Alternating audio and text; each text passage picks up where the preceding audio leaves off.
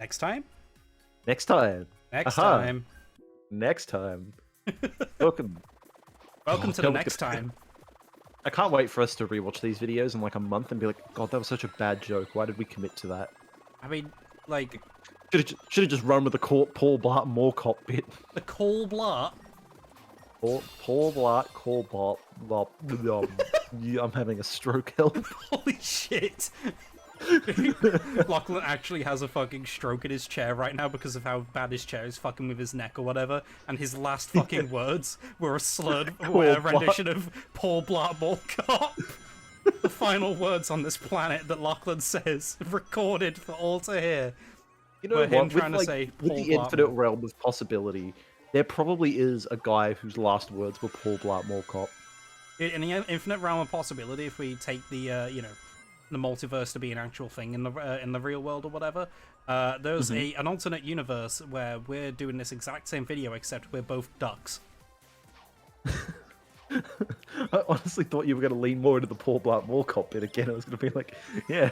And also, we have Kevin James on as a guest, and he's talking to us about the behind the scenes. Actually, you know, I have a story about Paul Blart Mall Cop. Actually, you know, I have two. First... Gee, that's one way to start a fucking segment, eh? It's like, first off, is on my first trip to America, 4 years ago. Paul Blart Mall Cop? Nearly. I found myself in a mall in Massachusetts with Jen, and like I remember we were walking around, and I was like, man, this fucking mall feels really familiar. Yeah, it's because it was one of the malls that they filmed Paul Blart Mall Cop in. Oh my god. Yeah. Anyway, so yeah, it was one of the malls that they filmed Paul Blart in, and I think it's called Burlington Mall. And I remember looking at it and just going, "Holy shit!" Like I looked it up on Wikipedia afterwards, and I found it out. I was like, "Oh Christ! All right then." Second story is when I remember me and my family sitting down and watching it for the first time, because for some reason my family thought it'd be a good family movie. Kevin James came out of the TV and killed you. No. And it was close to being killed because my brother started choking on a fucking slice of roast beef, and everyone thought he was just sort of laughing at the fucking movie. But no, he was like genuinely fucking choking to death, and we were all looking at him like, oh my god, it wasn't that funny. And he's like, no, I'm actually fucking choking. So we nearly lost my brother that day. Cause of death, ignorance during Paul Blart Mall Cop. Slow it down, you dumb fuck. Oh, I accidentally hit the fucking boost button. Oh my god. See, if you had the unique trigger discipline of Paul Blart Mall Cop, none of this would have happened. And now whenever I think of Paul Blart, I always think of that fucking Brock Baker video where he's just singing Paul Blart Mall Cop to the Pompeii by Bastille. What? Oh, it's great. Whenever I think of Bastille, I think of like that mid-2010s like obsession with like British shit, like that era of Matt Smith, Doctor Who, and Sherlock. Oh god, don't remind me. Because didn't Bastille write the song, one of the songs to promote Day of the Doctor or some shit? If they did, I don't remember it. Where he did. Didn't Bastille write one of the songs to promote a Paul Blart Mall Cop? You know, and the funny thing is that, like, despite the fact that, like, you know, I've had this crazy emotional reaction to... Wait, hold on a minute. Is the... Nope, never mind. Oh, yeah, sorry, I thought the cutscene wasn't playing the audio, but it's just really quiet. Yeah, good. Anyway, despite the fact that I've got this intense emotional reaction to a Paul Blart Mall Cop, and it's followed me around my all my life or whatever, I've never seen the second one. Isn't the second one where he ditches his love interest from the first movie and he has like a completely new family? I don't know why you're asking me that when I just said I haven't seen it. No, hey, like I'm thinking out loud. Oh look, see, I told you, mind control. Give me a hug. He's my buddy now. I'd love it if like he's my buddy now. I'd love it if Eggman just went like, all right, plan done, and then him and Tails just go off to be best friends. He's not evil anymore. And it's just a fucking Sonic. The entire point of his plan was just so that he could have a friend. Yeah, I think that's a plot point in Sonic Boom where it's like, you don't have any friends, boss. Oh my god. Oh, I will. Mike Pollock fucking hams it up in this era of Eggman. Dude, Mike Pollock is, like, irreplaceable at this point. Yeah. The fact that they were considering getting rid of the entire voice cast except for him is fucking incredible. For, like, a second time. Why is my nose head tingling? Oh, Christ.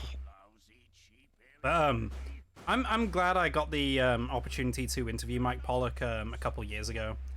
yeah. That was a good experience. I also remember with Mike Pollock as well, when I went to TMG for the first time round, I saw him walking past, and I just went, "Hi, Mike," and he just went, "Hi," like, just sort of smiled at me, and like I remember. I like how we have like a ton of TMG stories where we just meet people and you go hi, and they go hi, back. Yeah, it's just. It's a convention setting, you know. That's kind of what it's there for. It's just, oh, hey, I'm not gonna, bug you or anything. I like that. I'll say hi casually. I love how depressed he is that they didn't bet. He just walks away. He's like, fine, I'll get beat up the robot. Oh, again, I actually really like Sonic in this game. I don't care. Well, I don't care if it's like not in like character with like the rest of the series. I think he's fun. Also, here's another boss with a stupidly glaring weakness to a Wisp. I mean, that's fine. Yeah. I'm not saying that it's bad, I'm just saying that like Eggman really needs to stop using the power source for his machines and having them be the weakness to his machines. Also, is there a name for that sound effect? Because I hear it in like everything. It's in like Pokemon, it's in Sonic, it's in like a bunch of anime. Which one? Like the oh. That just sounds like a fox getting turned on. Oh, just 1 second. I'm gonna look it up. Dialga cry sound effect.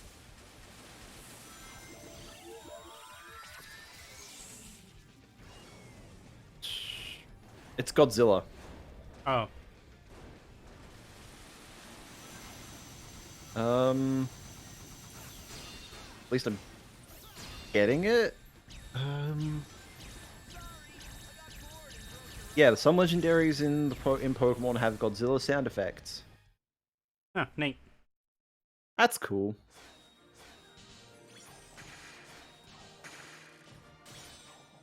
I was only 8,000 points away from an S rank. Fuck. Get fucked. I'm trying to remember, has Sonic ever fought like a kaiju? Perfect Chaos? Oh yeah, perfect. Oh yeah, who am I fucking kidding? Of course he has. Biolizard? Like every fucking game up until like Unleashed. So up until this one had a fucking kaiju as the final boss. Who am I kidding? What the fuck am I smoking? Has Sonic ever fought Eggman in these games? I thought like kaiju in like the sense that it was just a big lizard, and I guess Biolizard fits that, and the rest of them And are also like Perfect Chaos does, yes. I'd say that Perfect Chaos is more Eldritch, kind of. Perfect Chaos is Big Water Lizard. Yeah, but it's like You said it's lizard, big lizard. It's big water lizard. It's literally giant water Godzilla. No, it's not. It's a giant water Godzilla, but like he's a fish, like, and he's like also a man with 2 hands at some point. Okay, well, Perfect Chaos, not 0 through 6. I'm gonna run into the ocean and punch it. Oh, for fuck's sake. I'm gonna run into the ocean and punch it and be like, yeah, look, dude, just fucking beat up water Godzilla. Yeah, good luck with that. Yeah, thank you. I like how Yakka is just full fucking around. Yeah, he's just having a time. Just vibing. If I like my how math is that as correct, well. sorry, Tails, did you have to do, if my math is correct, you just went 5 minus 3 is 2. Like, yes, Tails, wow. He's 8. He's 8, Josh. He Leave him alone. Okay, and look at the tablet he's holding that he invented. I think he can do more than just 5 minus 3 is 2. But it's like fucking Kids Next Door where like they can invent like fucking laser beams and shit, but they can't fathom the idea of math homework. Oh. Tails like the smartest idiot in the room. Yeah. I like how Eggman's like, where is the new voice chip? You're the one that fucking made these robots. Why aren't you making the voice chip? It's all automated, I guess. Also, is this like open heart surgery? Like from Orbot's point of view? Open your heart surgery.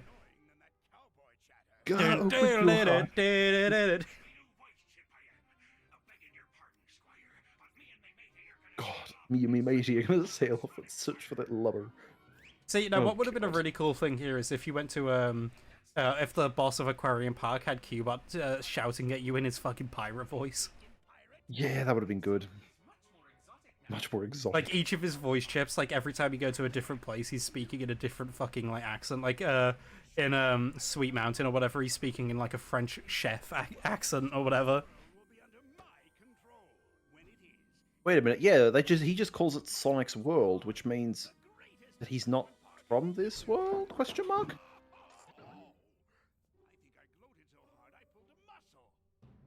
Oh dear. Might want to do some stretches, mate. You think Eggman fucks? I'm glad you've gone mute Probably. for that. Okay. Alright, which one? Do Planet Wisp first. Let's do them in order. In order, as if Why there's not? an order. I mean, so far we've gone around clockwise. We started Alright. at Sweet Mountain, and we went to... I hate this remix, I don't like by the way. remix. Good to know we're on the same page here. Yeah. Also, this doesn't look as good as the Wii version in terms of how much grass there is. Just saying. I say, yeah, the Wii version had more grass, and as well, the grass is all hovering off the ground. Another thing as well, you'll notice all that, like, if you look up there, there's, like, loads of, like, flickering. That's because, the smoke is going at, like, twice the fucking frame rate. Yeah. They, for some reason, didn't account for that, and it's just going apeshit across the sky. You think that shit would be caught in QA, but maybe it was, and the guys... Because I feel like this had to be like a Sega higher-up being like, push it out, I don't care, we need to hit the... Yeah, this feels financial like year another thing. one of... Wow, I've never done that Yeah, before. that happens way too often for my liking on this bit. Yeah, But anyway. it feels like they wanted something to earn a bit of money before Lost Judgment comes out. What it feels like to me is, like, they did the same thing they did with 06, where they had more stable versions of the game ready to go, but they weren't quite as stable. Like, if you know what I mean? Like, they were better, more complete builds, but less stable, I should say. Kind of like how 06 was, where, like, the E3 builds were more complete technically, but less stable than what was actually put out. And because they wanted to rush it out the door, they had to go back to a previous version and push that out. I also think that the game was just... I don't think there's a fully completed version of the game. I think they were just rushed. Because Blind Squirrel Games, is that the guys who made this? Yeah. They have apparently a strict 5 to 10... Sorry, 10 till 5 work schedule. Or whatever it was, 10 till 5, whatever. And I think that Sega of Japan were like, okay, crunch. And they were like, no. And so this is what we got. So, like, they did what they could before the deadline hit, and they'll probably fix it. But, like, they weren't going to sacrifice their workers' time and, like, underpay them or anything to meet the deadline. And Sega were like, nope, okay, well, we'll just release it anyway. Yeah. Like, you've got until this time. What's a little more bad press for Sonic, eh? Yeah, fuck it, we just want the money. Yeah. Like, to be fair, I don't think this port is as horrendous as people were saying. Especially since a lot of the controversy that came out about this was like some 16-year-old fucking using an emulator that he didn't know how to configure properly. I mean, Like, there's still a lot of those glitches that were shown were actually, like, you know... Oh, yeah. on, but, hardware. like, the fact that we now have to... Because the well is poisoned to the point where we don't know if everybody was using an emulator. It's like when Sword and Shield came out, and everybody was like, this game's so fucking buggy, and then you found out they were using it on Yuzu. And it's just like, ugh. And then my opinion immediately went from, man, this is really buggy, to, man, this runs really well on an emulator. Yeah. Even then, I really want to know why someone went, oh yeah, man, I'll just emulate it on Yuzu instead of buying the PC release. Because it's probably easier to pirate the Switch version than it is the PC one these days. Yeah, I know. I'm just talking about the fact, like, here's the thing. If you, like, the dude that posted it was, like, this big, like, Colors fan. He had, like, Yakka and all that as his profile picture. And I'm like, if you love this shit so much, why the fuck didn't you fucking buy it? probably didn't have the money, dude. Probably. I'm be real with you, dude. That happens very often. I remember when I was, 16, I Yeah, didn't I have guess. any disposable income. Yeah, Or I any see. For income me, at all. I don't know. Maybe I've always just had that mentality of if I can't afford it, I'll just wait. See, well, all right, okay, and unfortunately, I've I'm never. gonna. I don't think I've ever pirated a new release game. I've always had that Yeah. stigma of I'll only pirate a game if it's like a couple All years right. old at max. So this is going to be one of those things where it's like, this is going to be a controversial thing because of just the nature of it. But when I was younger, like very young, I did pirate games very often, merely because that's just sort of how my dad taught to be. Where it was like, hey, we don't really have the money. If you want to play a game, figure out a way of, getting it for free, mate. And of course, once I was more, once I had more money on me, I did go back and buy essentially any of the games that I did pirate at the time. So stuff like Skyrim, for instance. As much as I love that game, that was one that I pirated on launch. I remember. Oh yeah, gosh. Yeah. All those years ago. And I think I the only mean, games I've ever outright pirated are like the Pokemon GBA games, because like now that I know how to rip ROMs from discs, I've been more inclined to, when it's not like $700 for a fucking disc. oh Fire yeah, Emblem. okay. I think that's the other exception though, is that if it's impossible to get a game for under like standard value, I'm For probably me, the gonna metric be is more $100. If I have to pay more than $100, I'm more than willing to emulate or Australian, I assume. yes, Yeah. because like for me, like I was like, oh, should I get Pokemon Ranger? And I realized I could either buy it digitally on Wii U for $15, or I could track down a physical for like 75 if I bargain hunted enough. And I was like, I'll just try and get a physical. Thing is, okay, so I know emulation is considered piracy for the most part, unless you already own a copy of the game. And by and large, I will never emulate a game that I don't already own or haven't already owned in the past, because moving to a different country where with Nintendo's region locking is absolute bullshit. Like, Yeah, you have to get however, through. the thing with me is that like I straight up can't I can't play a game to completion if I'm running on an emulator. Usually when I'm emulating stuff, it's basically just me doing it as for the sake of, I know some people say education, but it's not even that. It's just me messing around to see how well it runs and just going, oh, neat. Yeah, So I know guess, that's how you and I've been with stuff like Citra. Like you and I will test some more like intensive. But even then, now I'm fortunate enough to the fact where I can now rip every single ROM that we probably need. yeah. Like the other thing as well is like the other exception to that is if it's on a handheld that we want to record on. I already own the game and we want to record it, but capture cards are unfortunately really fucking hard to get a hold of these days. I'm fine with emulating it if it's a close enough match. Yeah. I feel that way about like Pokemon, where it's like I'm more like if I'm more than happy to try and get the game running on actual hardware. Like I remember I got excuse me, I got 3DS stream capture working at some point. I was like, oh, this is great, and then I realized that the video quality was like 144p, and I'm like, yeah, I'm just gonna fucking emulate it. Yeah. Yeah, like I'm at that kind of stage now where like I don't think I've actually pirated like a PC game in like fucking well over like 8 years, I want to say. Actually, no. I know the last one I did I pirated. The last game I ever pirated was Stardew Valley, and immediately as soon as I got the income, I bought it. So I can never bring myself to pirate an indie game personally. yeah, like, I've kind of hit that point as well. like That so was affordable, again. That was during the time where it was like I had basically no income to my name because I just started uni at that point, I'd say, and I oh my wanted god, to you're try. back at the beginning. Yeah, I know. And I just wanted to try the game before buying it, I'd say. And as soon as I was like, yeah, I'm putting hours into this, I'll pick this up as soon as I've got like I get paid, and I did. And I personally don't see, if I go out of my way to buy it after pirating it, then I don't see an issue with that morally. But like I will also. But that, again, Thankfully, I haven't think done for it in me years as well, now anyway. we're in a much better age now where financing shit I think is a lot easier because of Oh, for sure. afterpay method and shit. Like I go and look at how I financed my graphics card and stuff, and I'm like, oh, okay, I get it. Yeah. And that's the other thing as well. Back then was when like I was running a really fucking awful computer, so it was also to make sure fucking I could run a lot of games. Like Skyrim was one of the big ones for that as well, where it was like I didn't really want to drop $60 on a game which I wouldn't be able to run, and fucking Thankfully, Steam refund policy is good for that sort of shit nowadays as well. nowadays, yeah. But back then that wasn't a thing. Yeah, I know.